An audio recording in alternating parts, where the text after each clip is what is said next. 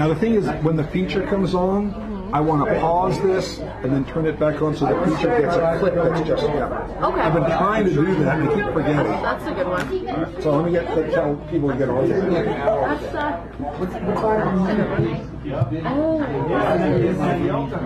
All right, ladies and gentlemen, if you can kindly take your seats, we're about to get started. I'm threatening a song here. Oh, beautiful, what a gracious God.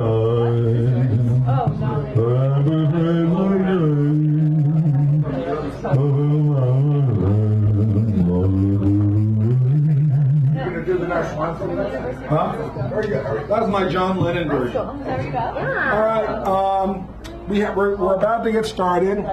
We have a couple of readers who come up here to read a couple of things. First, will the announcement reader kindly come forward? Thank you. I like that. Call to order. Pizza to go with no anchovy. I think. Oh, which one do you have? Do you have? I think you're the one that comes up first there. Were you saying something? What? What did you say? Were you saying something? Tell her to stop. Okay, give him a round of applause. He's going to bravely read the announcements. Something we do every day. Not every day, but you know what I mean. And then bring him in. There we go. And then we'll have the Sacred Grounds intro checklist. Yes. No sign-in sheet past the 6:55, so we may start by 7:05. Yeah. Okay. Welcome to Sacred Grounds with Dan Brady as the current host of this, the largest running open mic in the known and unknown universe. No. Serving up good food and fine poetry since 1972. Let's have a big hand for Teddy and Fiona, our hosts. Right there. If it wasn't for them, you wouldn't be hearing me now. Like and please support this reading by enjoying the food and drink served here. Poetry of all kinds, ladies and gents, is welcome here, so we respect the mic. That means keeping conversation to a whisper, putting devices on mute, vibrate or airline modes, and keeping to the time limit. Usually only 5 minutes, but that can change. Please note our streaming link. It doesn't stream. 5 ways. Why you can view conveniently enough from home, family or friends so you can see live or later on. Want to hear so-and-so's poem again? I hate some. You can. Do a self-critique? No problemo, mi amigo. And it is a way to put out a word, yours, mine, or ours. And that brings us our ongoing theme. Let us never doubt that a small group of committed citizens can change the world. Indeed, it's the only thing that ever has. Margaret Mead. Thank you. Margaret, we love you. This evening, the evening's theme is... The evening's theme from Sharon Scott Kish is the word ache. A-C-H-E, just in case. It's not required, but that's the thing for the evening. Ache. Ache. A-C-H-E. Who will give the Queen's Wave? Oh, tonight's Our feature. feature, I'm sorry. I'm all day. We are pleased to say that our feature is Clyde. Clyde Always. No, Clyde Matson. Okay. Clyde Matson. Queen wave, right there. Who just gave the Queen's Wave. Thank you. Tonight's keynote is... Keynote is Melissa Mella right here. Give her a round. She's solely in for David. He was going to be here, but he can't be, so she said, I'll do it. Well, our mini feature is... Clyde Always, who's in the house. And the last word will be... Mr. Alan Harris. Okay.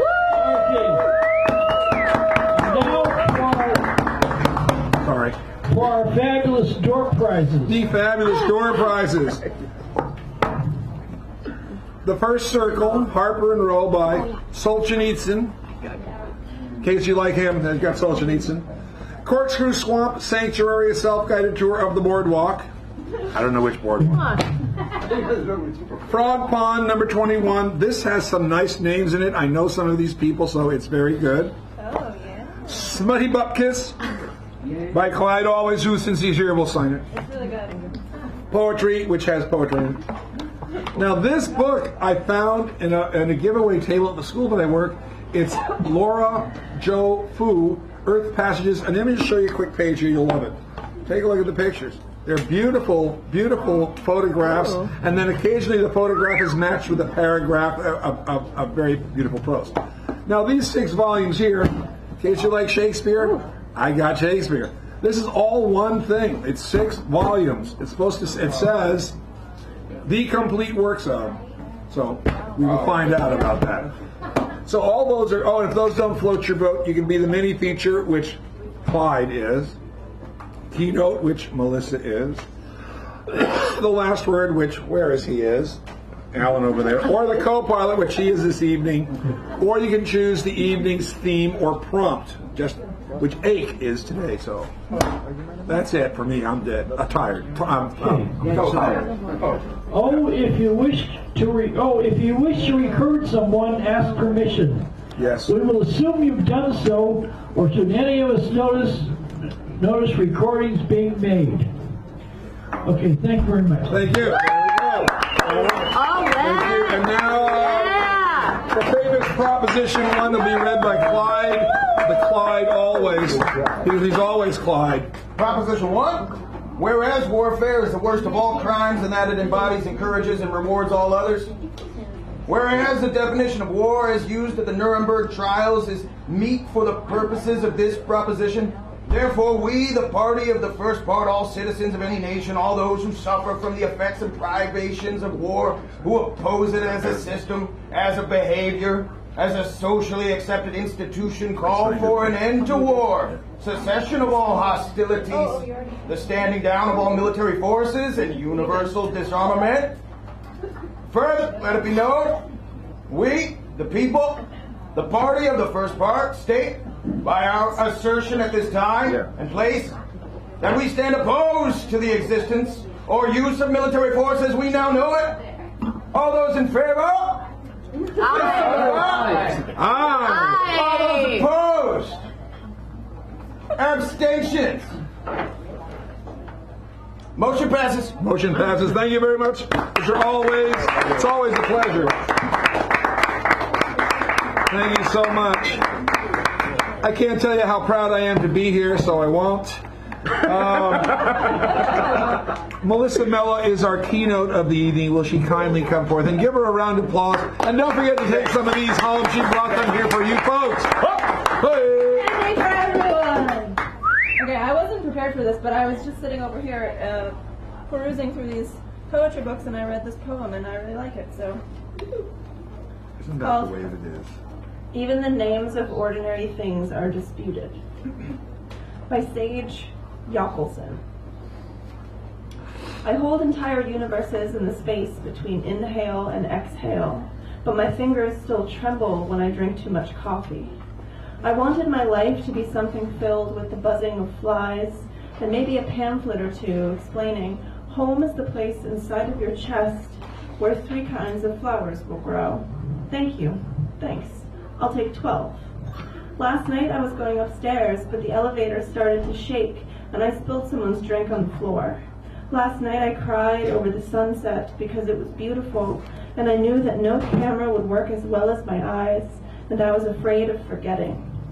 Funny how you can remember the act of seeing, but never see the same thing again. Consistent existence is a pressure on the space between inhale and exhale, and my fingers tremble when I try to pull the edges together. 2 days ago, I got a pamphlet in the mail that said, "Home is a miraculous place where nobody's showcase performance art." I'm pretty sure that was an ad, but I felt oceanic anyway. This morning, I allowed myself an extra hour of sleep, but my alarm kept going off, and like a Freudian animal, I smashed my phone on the ground. This morning, I woke up like a child, and I felt beautiful, and there was a fly buzzing against the window pane, and I was afraid of forgetting. Funny how there are probably 5 or 6 other people who felt exactly the same, but somehow I wasn't any of them. I took a peach pit and thrust it into the space between inhale and exhale. I went to the post office and mailed out a pamphlet that said, "Home is a concept inside of your chest." Thank you. Listen up. And you know I'm handing her the attribution sheet, which in case you read something by somebody else, I hand it that way so I don't always talk about Charge of the Light Brigade by Sir Walter Raleigh. Did not write that, but he wished he could have, because the royalties were great. We have number 2, it looks like Christiane. Is that right? Are you new here? Oh, no, you're not new here. Okay. We're going to give you the whole business, but you've been here before. He's an old timer. He's an old timer. Give him a round of applause.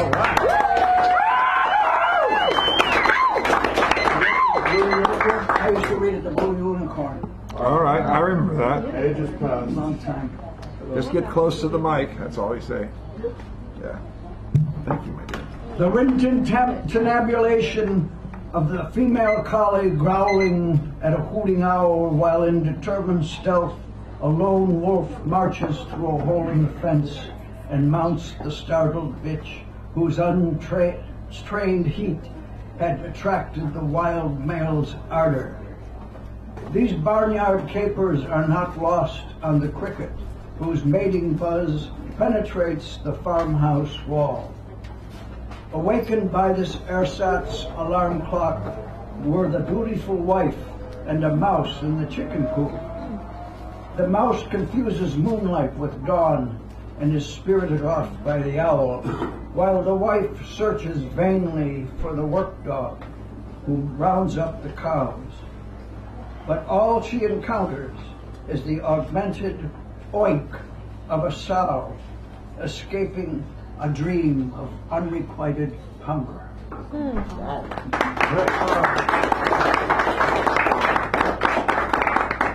Did anyone go to any of the Dada events, the celebrations of the 100 years of Dada? This is also, this year is the centennial of the Russian Revolution. Yes. Election night, la-di-da-da. The San Francisco Embarcadero at the end of Pier 17. The Infante Terrible mumbles, Dada. Applause follows the Swiss spoof, as if to soften the blow felt around the world. The ghost of Harry Truman winks. Hindsight vanquishes oversight. Your farce sights your Dada.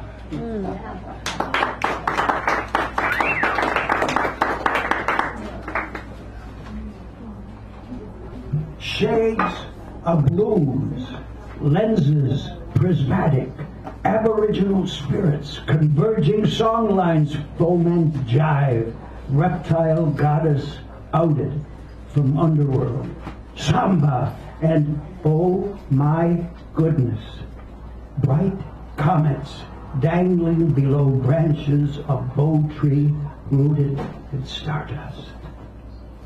Thank you.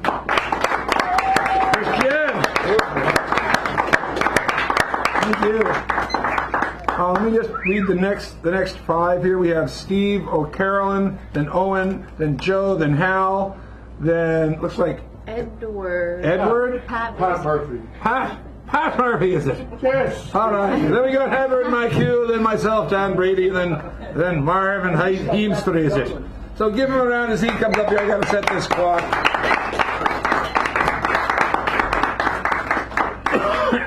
In the tongue is the power of life and death, says my friend Randolph Walter Briggs. Randy is a Jehovah's Witness. He is now mainlining a wisdom tradition rooted in the book.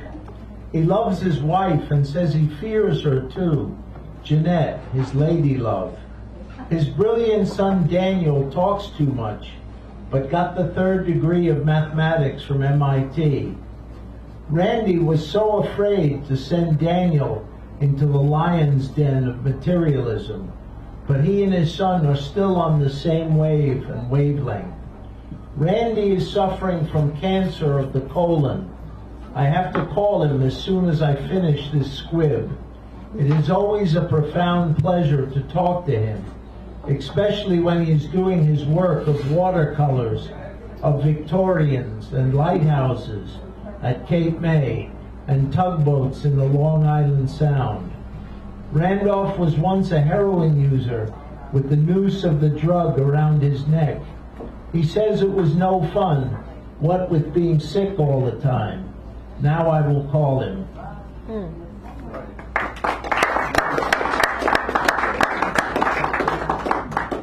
My father had no mercy. He was selling the house the family had lived in for 39 years.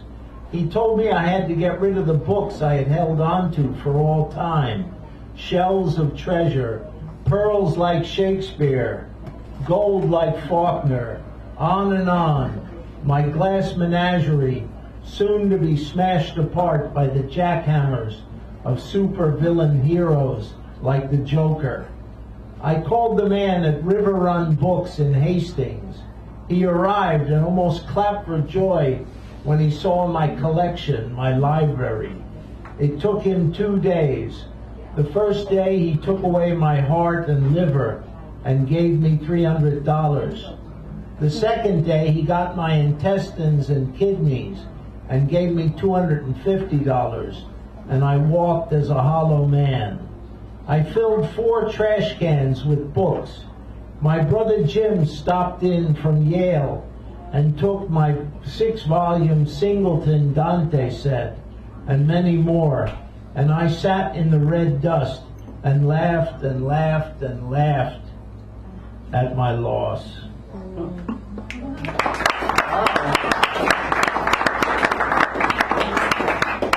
Chapultepec is a peerless turquoise set in the silver necklace of the Distrito Federal.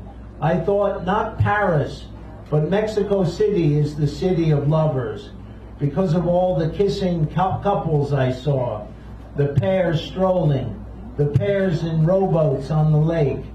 Near the lake were heavy stone chess tables for the old combat with obsidian knives, blood dripping down the steps of the temple under the vicious gaze of the thirsty sun, slamming you on the head at noon with a heavy hammer. On top of the hill, deepest in the park, is a castle. The first time Beethoven played in the center of that chateau. I only remember that I was very happy. I saw a dirty blonde girl as beautiful as flowers in the winter, unmatchable. I followed her and her diplomat father with a Siamese cat on his shoulder. All I can say is, she floored me when she leaned in her priceless dress against a wall. I could hardly breathe. Go, Carolyn!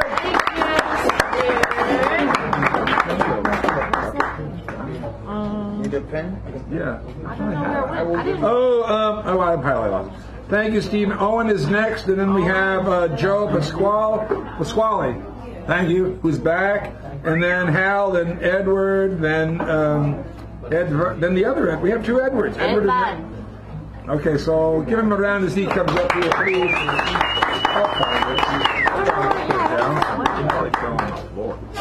Somewhere in your hair. Could have been there. Here's a pen. This is my latest poem. Starbucks. Days pass by one. Time and space, more time and space. The wind whistles like a locomotive passing us by.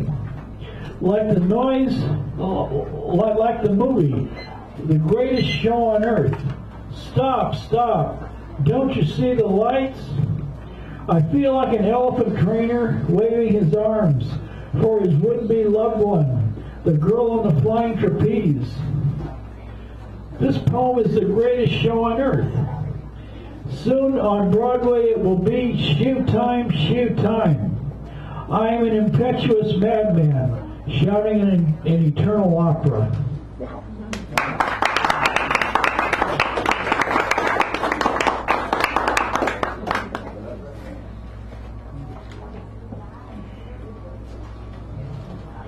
Sonnet, Sunday 7.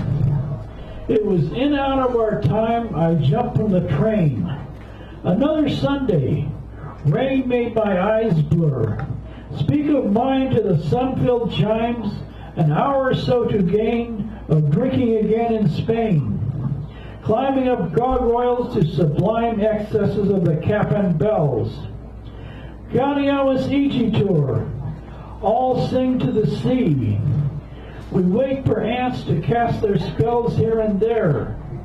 Leaves of green pea stare upward with eyes of stars, as half-mad tenants pour from bars.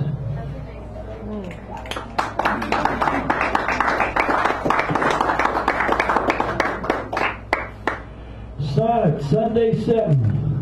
I am between a vague promise to the park of trees and paths, out of the reach of the wrath of Muse Calliopes, sharper demises to dog-eared flowers and surmises of her happy vanity that hath more thorns and thistles than math.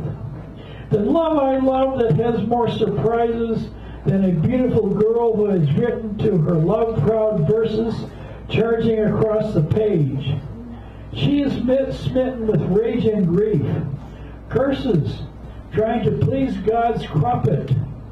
Fair princess, fair maiden, thou strumpet.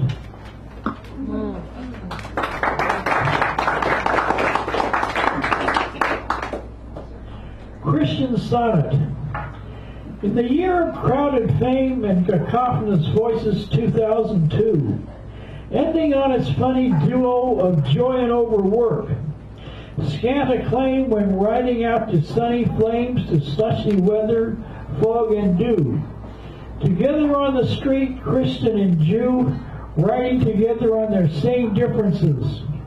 Her hair long, his too short, pitching together both wrong.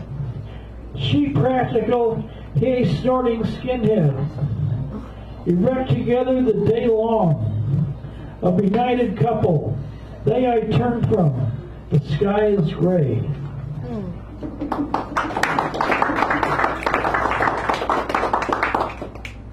Days of dark-eyed Buddha.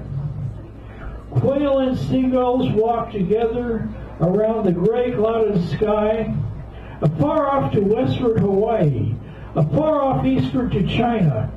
Cocky freighters, lonely tankers, give way to new areas of the anterior mind, wondering how some of these men keep their proud, lonely vigils to themselves.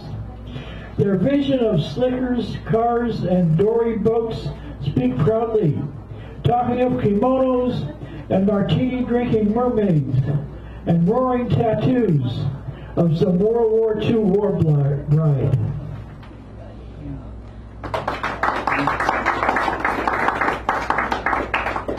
Yes, hypnotic waves stand still together as they did yesterday, as a couple like the small couple on top of a wedding cake crossed the lawn to evermore and yesterday. A quiet salute to the soothing vacuity of impending Christmas and roistering New Year, and give way to blustery winter into January and the impenetrable gray sky that can last forever. I am searching for a metaphor to be alive in the dust of wintry snowfall. Thank you, Mr. Owen. Thank you very much.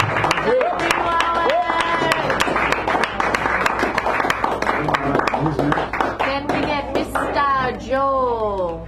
Mr. Joe Pasquale, please. Haven't seen him in a long time. Give him a round of applause, or a square, rectangle, parallelogram, dodecahedron, pantoum. No, that's not a shape. Never mind. Well, I gave shape to something here. I took a bunch of horse racing names from lots of horse parks around the country. So I'm going to read the most recent combinations of that, and then I'll read a very short poem afterwards.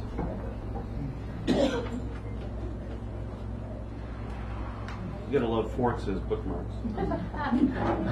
Well, nice. Love, and each of these is strictly a horse name. So, love, in every minute, you're my destiny on the move. Analyze what gives opening remark, winning smile.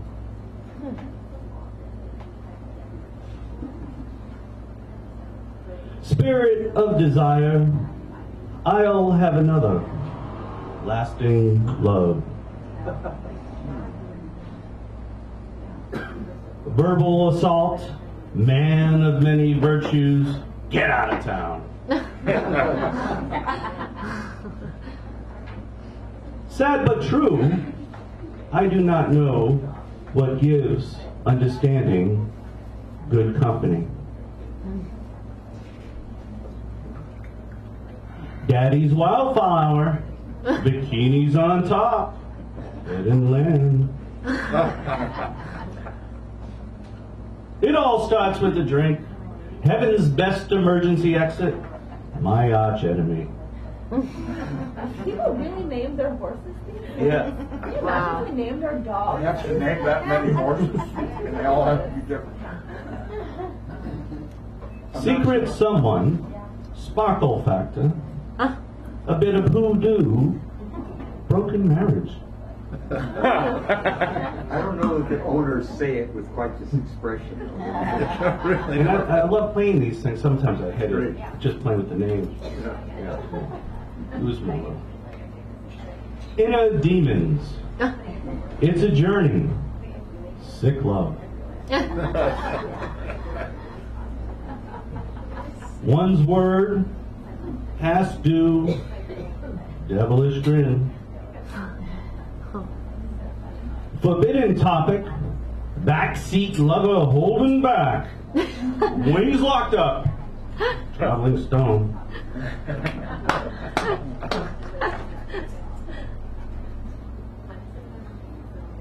Analyze what gives devious behavior everlasting love.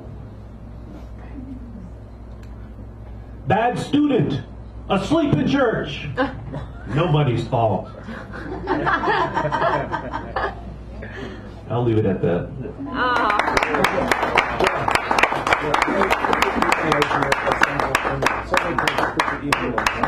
All right, Joe. Yeah, Thank no, you. No, you're going to read a poem. Oh, just kidding. I'm ready Just to kidding. If anybody wants to, copies, I got some extra books. He has here. some copies. $5. He got the books in here. Books, $5. I'll break even on this.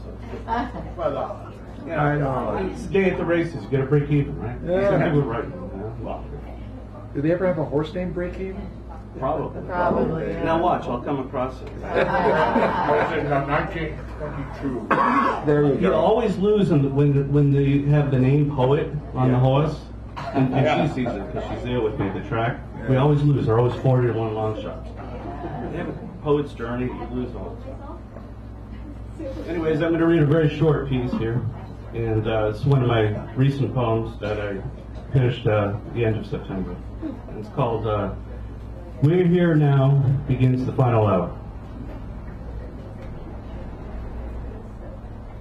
As breath departs this bloom of the flower, so too does each stone from this bone of hand. We're now here begins that final hour. Let us not let our souls turn sour, and leave a wretched curse upon this land. As breath departs this bloom of the flower, let us freely let every sinful heart cower from thorns of our seeds laid waste in sand.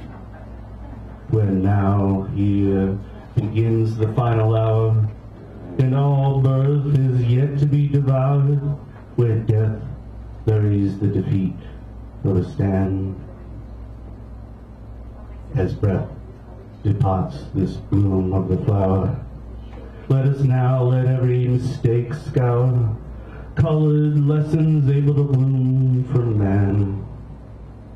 Where now here begins the final hour, a fiery blaze now ready to shower this eternal grace for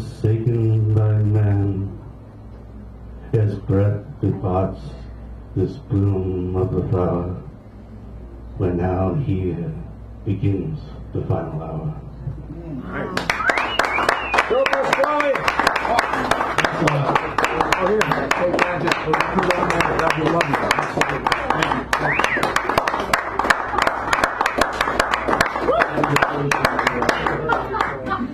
A horsetail lap. And now, Mr. Hal Robbins. Mr. Hal Robbins. Here, Hal. You gotta really watch it. Yes. Let me see what he gets here. Thank you so much. All right. Oh my God, he's doing it from memory. This is a poem by a young poet, John Keats, and the opening line addresses tonight's theme. Huh? It is his ode to the nightingale. My heart aches, and a drowsy numbness pains my sense, as though of hemlock I had drunk, or emptied some dull opiate to the drains and lazy words had sunk. 'Tis not through envy of thy happy lot, but being too happy in thine happiness, that thou, light-winged dryad of the trees, in some melodious plot of beechen green and shadows numberless, singest of summer in full-throated ease.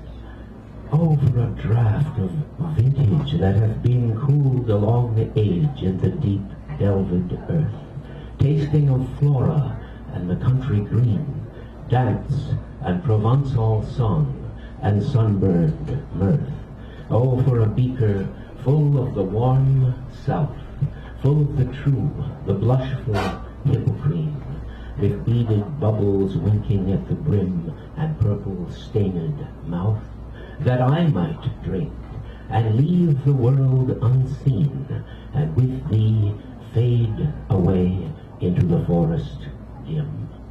Fade far away, dissolve, and quite forget what thou amongst the leaves hast never known, the weariness, the fever, and the fret, here where one sits and hears each other groan, where palsy shakes a few sad last grey hairs, where youth grows pale and spectre-thin and dies, where but to think is to be full of sorrows and leaden-eyed despairs, where beauty cannot keep her lustrous eyes, or new love pine at them beyond tomorrow. Away, away, for I will fly to thee, not charioted by Bacchus and his pards, but on the viewless wings of poesy, though the dull brain perplexes and retards. Already with thee, tender is the night, and haply the queen moon is on her throne, clustered around by all her starry face. But here there is no light, save what from heaven is with the breezes blown through verdurous glooms and winding mossy ways. I cannot see what flowers are at my feet, nor what soft incense hangs upon the boughs, but in embalmed darkness guess each sweet wherewith the seasonable month endows the grass, the thicket, and the fruit tree wild, white hawthorn, and the pastoral eglantine, fresh fading violets covered up in leaves, and mid-May's eldest child, the coming musk rose full of dewy wine, the murmurous haunt of flies on summer eves. Darkling, I listen, and for many a time I have been half in love with easeful death, called him soft names in many a mused rhyme, to take into the air my quiet breath. Now more than ever seems it rich to die, to cease upon the midnight with no pain, whilst thou art pouring forth thy soul abroad in such an ecstasy. So mightst thou sing, and I have ears in vain, to thy high requiem become a sod. Thou wast not born for death, immortal bird, No hungry generations tread thee down. The voice I hear this passing night was heard in ancient days by emperor and clown. Perhaps the self-same song that found a path through the sad heart of Ruth, when, sick for home, she stood in tears amid the alien corn, the same that oft times hath charmed magic casements, opening on the foam of perilous seas in fairy lands forlorn. Forlorn, the very word is like a bell that summons me from thee to my sole self. Adieu, the fancy cannot cheat so well as she is wont to do, deceiving elf. Adieu, adieu, thy plaintive anthem fades, past the near meadows, over the still stream, up the hillside, and now 'tis buried deep in the next valley glades. Was it a vision or a waking dream? Fled is that music. Do I wake or sleep? Thank you. Yep, your hand. Hallelujah. Oh, yeah. There you go. The dulcet tones, the somber. Yes. Edward Pat Robinson. Edward Pat Murphy, for God's sakes. I said it wrong the first time. Said it right the first time. Welcome. Now, wait a minute. This is his first time, ladies and gentlemen.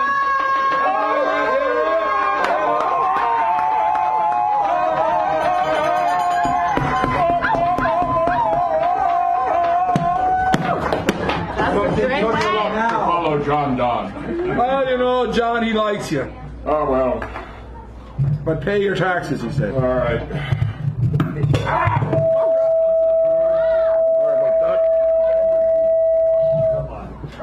Can you do that again? Can I get an amen? Huh? Amen. Hallelujah. All right, let's see. I'll not be buried next to anybody. Closer to the mic, please. I'll start again. Okay, thank you. I'll not be buried next to anybody. Strontium in my teeth's layers tell. No stories, no librarian's systems. I am already lost in the noise withal. I am not of import now, nor of will be. Earth, mother, son, father, here ever, won't keep, more or less, in now. Only all can't ever forget stays. I loved my beads, carnelian faience, kept incarnate within all the dusts and muds. Hold on, keepers of more than human bones, cosmic poetry, pardon me, cosmic pottery, spins and muds, hands. What I say ever was said, still lost in time. Lost in time, pardon. Don't have my glasses. Chronographs analyze these small moments, scratched into bone, into mind, stone explosions. Thoughts once, maker's marks ever, godlike knows.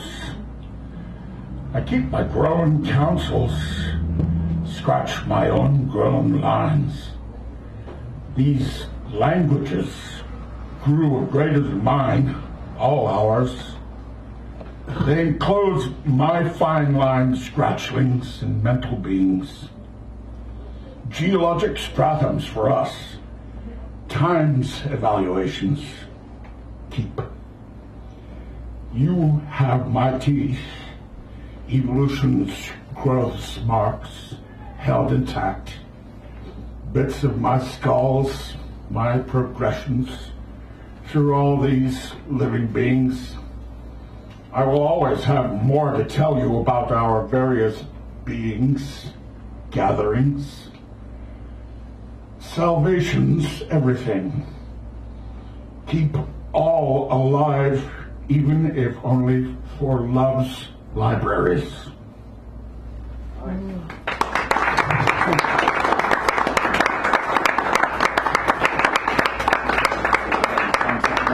Be quick. You got a couple minutes there.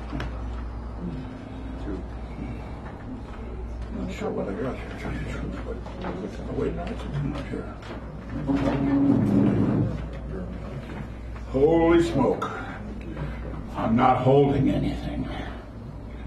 I'm seeing as much of you all. I am blinded from birth. See still. You have my advantage to hear more. About a precious femtosecond ago, I made a choice. Left insanity, right as well. All together, near, far too close. Here now. Begin again soon. Go be happy. Cry if you will. More changes come faster than they used. I'm a bit behind. Show me. I will still learn. Little will come of all that before the season. I appreciated all that love and all that jazz. That's all. Edward Pat Rob Murphy. Why do I say Robinson when I come to that? Edward, my cue is the next one up. It's your cue, Edward. It's Edward's cue, my... Sorry about that. No, my joke. This was not really a That joke. was a bad one. I didn't even realize that was a joke. Well, mine fell flat, but no one noticed. I laughed at it. All of my jokes are like that. Really? I laughed at that one. There we go. Beautifully framed.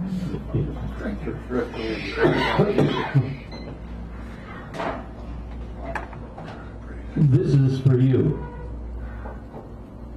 Life is a chronic, degenerative condition. Get used to it. And happy birthday again. You'll need a photo ID because at this time of your life you have to consider you are parked in the yellow zone.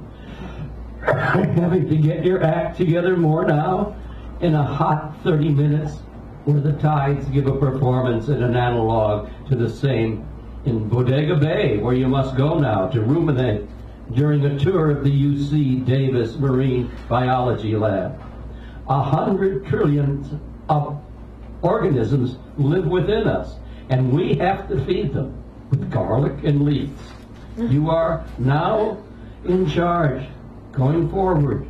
You don't have to devote your valuable time to poetry and such, where you have to be a cognizant. You do need to move on to science, and that's the half of the apple life comes from.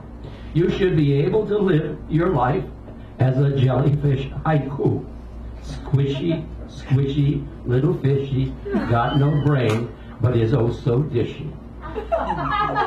In life so far, I have learned about protocol and preparation of getting the pencils ready and the clay mixed. Oh, and get your last rites done before the surgery. I've fallen and I can't get up, wailed the leader of the pack. Fairy cake, they shouted. So if your name has a vowel in it, this is for you.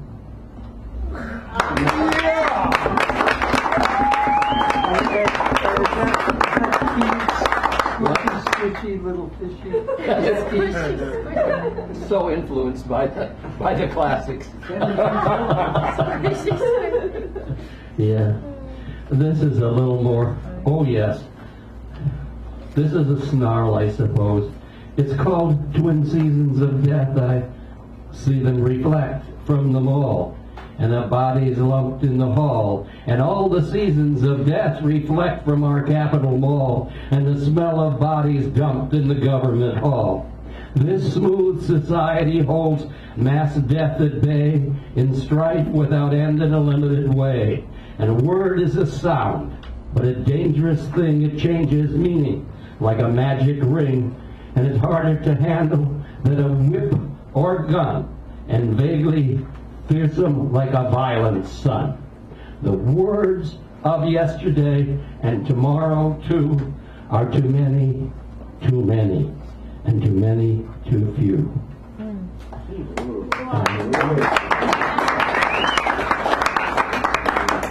And to wipe the taste out of your mouth for Halloween. Thank you. Here's my poem called, I guess it's a poem. They all sort of get frayed at the edges.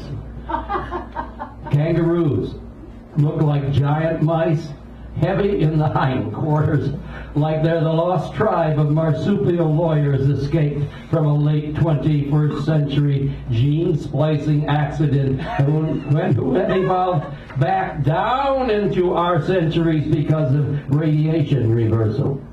True, also, sometimes they look like deer, or like Eohippus, which was, you know, the first horse, but it looked like a pig. And it's nothing I can prove, except for my theory about mice. Everyone like you.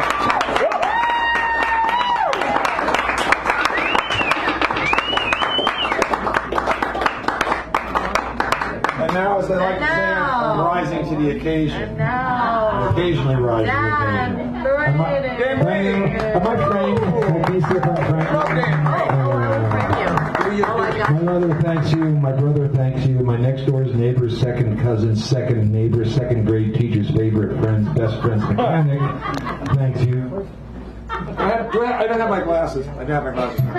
All right, so in line with being irresponsible, someone should give me a number between 1 and 5. 4. Thank you. Wow, there you go. 1, 2. Wow, you're so tall, Dan. Jesus, I don't like this one. All right, so anyway, so I wrote a bunch of new things and I'm testing them out. So the last few months, I've almost been always doing that. This is called Word, with an exclamation point after the D. Word. Wait, that word right there is not mine. Well, not that one, the first one. I mean, well, the one I said before I started trying to tell you which one was the one I was talking about and lost track, or you did, or I did, or we did. But really what I mean to say is that which word is the one word, or the one word I was talking, well, never mind that.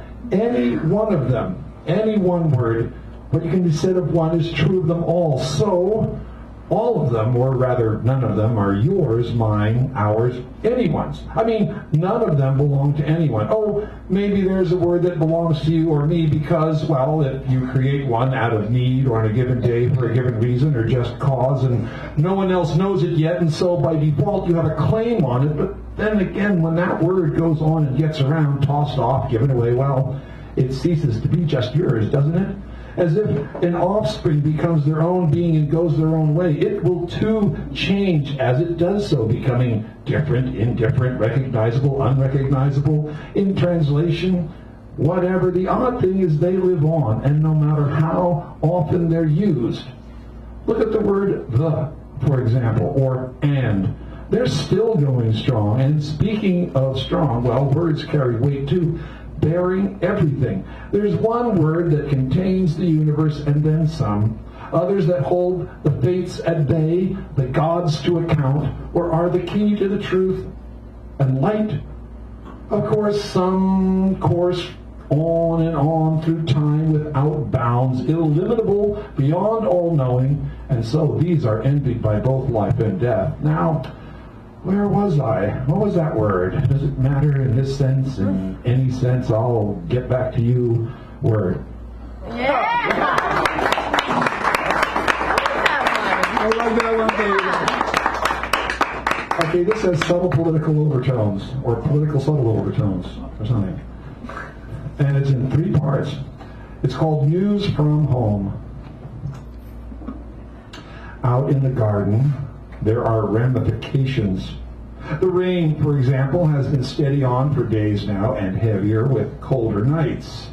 So that we too have huddled for comfort of the hearth of ourselves, of our own 2 hands, which keep us in touch, even gently so, with the way we were, are, and have been lo these many years.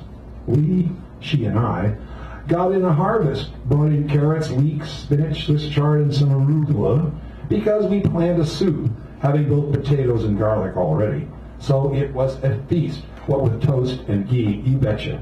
Beautiful olive oil, some thyme, rosemary, and sage, salt, and pepper. As if kids again, we laughed as we slurped. Too. Yes, there's a lot coming out there these days now that I think about it, but I don't miss the news. Rather, I tend garden, seed to fruit, worm to compost, and rearrange our scare cat to keep the pooping felines at bay. 3. At the moment, my whispers, prayerful imprecations, are being sent on the wind with the incense I set out to do just that. The air through this window is a wonder, just as anticipating her advent is, because we'll be cooking it up again, taking things from the soil, washing off veggies for a pasta this time, and we will have our terms of endearment, terms of engagement. We will sup and laugh and so be fulfilled. This is love, American style. We speak our hearts, our minds, and soulfully so, look forward to our kind of garden, eager to give thanks for the earth's bounty and for all the ramifications to that as well. Thank you. Ramifications. And now, as the penultimate, isn't it penultimate, the one before the end, right? Penultimate. We have Marvin Heemstra coming up here. Give him a nice round. And then we have our feature Clive, who I will embarrass, I hope, with my phrases. Clive. 2 poems. First one called Remedy for Poem Bite. In a dream, I faced an out-of-control chrome attic superfix a 100-door Art Deco elevator bank, polished by waves of devious spiders with clean wool socks. Waiting for an elevator is waiting for an unsweetened key lime pie in the face. You just don't know when a human of dubious acquaintance will slither up to you, say hey, and tail your whole day. Before I could whip out another triple rhyme, I realized I was surrounded by poets looking for trouble. I rub elbows with poets way too much when I'm dead awake. The usual insincere chatter rippled through our loose cannon poet crowd. Suddenly, silence. What could possibly shut the mouth of any poet, much less a crowd of poets? There she was, a huge cobra. That snake could shake like Lady Gaga reading Mary Oliver. The cobra ignored us. Should a cobra snug a poet, much less a tangle of poets? Elevator door open. Cobra slivered in and raised her tongue to tickle the floor buttons. Moving her glove leather eternity sucks sequined hoodie side to side. She was just a little curious to see who would join her. For any poet who isn't quite ready for the Cobra, next elevator should be here a minute now. Announced ubiquitous Jung, always around to pull the plug on any pushy or pretentious literary green.